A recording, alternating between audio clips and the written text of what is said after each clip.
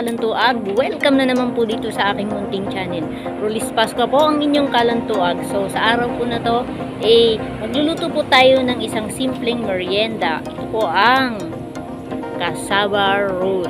So, paano po gawin at ano ang mga gagamitin nating sangkap? Ito po, umpisa na po nating magluto.